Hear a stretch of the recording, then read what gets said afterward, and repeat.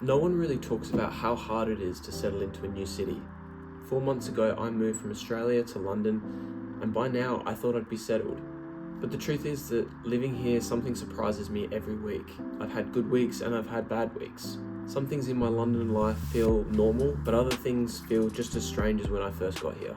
So in this video, I'm going to share 3 things that feel normal and 3 things that don't after 4 months of living here. And by the end of it, I'll answer, am I settled here yet? So let's start with the things that feel normal. Getting around the city. Getting around the city is pretty easy. Public transport is pretty seamless and it's easy to get used to. Me and my girlfriend use public transport for our weekend adventures. I think this weekend's one is a blueberry muffin flavour. But we could like share.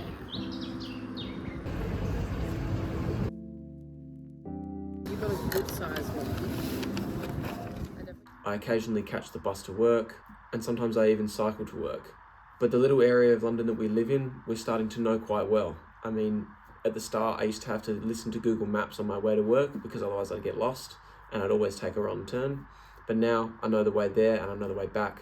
When we first got here, we went to tap our card to get off the bus, and the bus driver was like, "What are you doing?" And we were like tapping off, and he goes, "You only tap on once here," and gave me a look as if I was meant to know that. The second one is having a weekly routine. I mean, when I first got here, I've talked about it in another video, but my routine just completely went out the window. But now we've got a really solid routine. And we're heading to the gym. Wednesday is gym day. Let's go. We pretty much gym or run before every work day. We hit the gym and run on the weekends too. Me and Akira go for walks. We have our walking route. We have our local coffee shops that we really like. I have a coffee shop near work that I always go to whenever I grab a coffee. There's just enough things in place to have a really solid routine. And the third thing is the type of work that I do. Now, I only say the type of work feels normal for me now, and that's because being at a new company in a new city has been a big learning curve, and I'm still wrapping my head around things. I'm getting used to different expectations, completely new people to work with, and it's been a big learning curve, and it's been a big growth opportunity for me. And it hasn't always been seamless, I'll be honest. There's been some pretty difficult days and some difficult weeks. You can even go check out one of my other videos where I talk about my hardest week I've had since I got here. So the work I do here and the work I did back in Australia is very similar.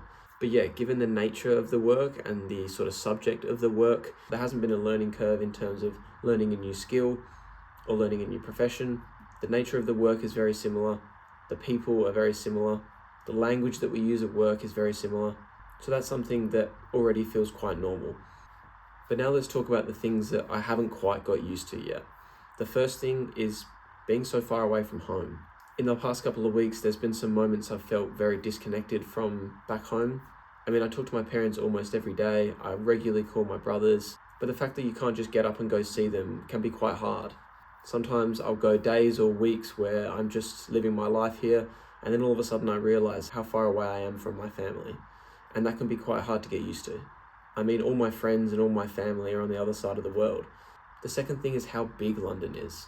People at work mention all these different areas and places I need to visit in London, and sometimes they mention these places I've never heard of, and I don't even know where they are, and I need them to explain that to me.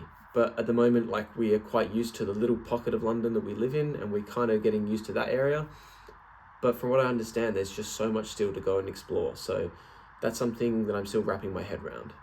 And the last thing, or something I'm still getting used to, is just how close I now live to Europe. You probably saw it a couple of videos ago, I shared a Budapest vlog. This Amelie croissant is bellissimo. This pistachio.